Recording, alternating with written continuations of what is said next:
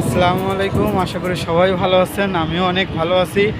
আজ কাজের ফাঁকে একটু টেরেসে উঠলাম ছাদে, তা ভাবলাম যে এত সুন্দর একটা দৃশ্য আপনাদের সাথে উপভোগ করি। এত সুন্দর, এত সুন্দর, যেদিকে যায় শুধু বিল্ডিং আর বিল্ডিং, মনে হয় যে হারিয়ে যায়, কোথায় যেন চলে আসছে, বিল্ডিংয়ের শহর। এই জন্য থেকে দুবাই বলা হয়। অনেক সুন্দর পরিবেশ, মানে অনেক ভালো লাগতেছে।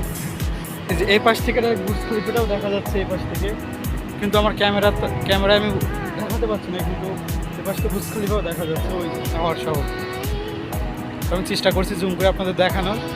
সাথে থাকেন, যদি ভিডিও ভালো লাগে লাইক করবেন, কমেন্ট করবেন, শেয়ার করবেন।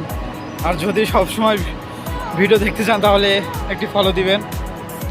তা সবাই ভিডিওর সাথে থাকুন। চলেন শুরু করি। এই সাইডটাই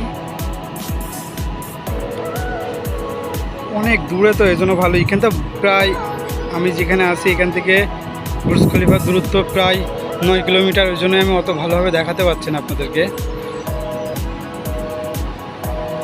চারদিকে দেখেন বিল্ডিং আর বিল্ডিং।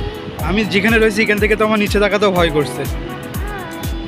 আমি আনুমানিক কত তলার উপরে আছি যদি কেউ বলতে পারেন, তার জন্য গিফট আছে, একটা স্পেশাল গিফট, অবশ্যই কমেন্টে জানাবেন।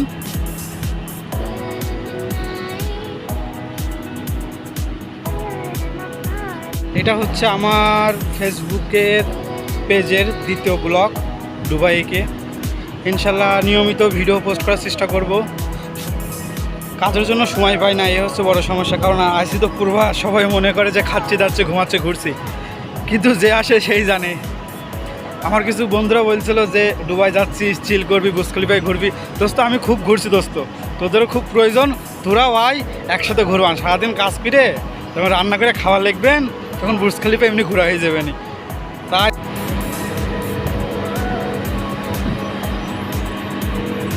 এটা হচ্ছে হেলিপ্যাড।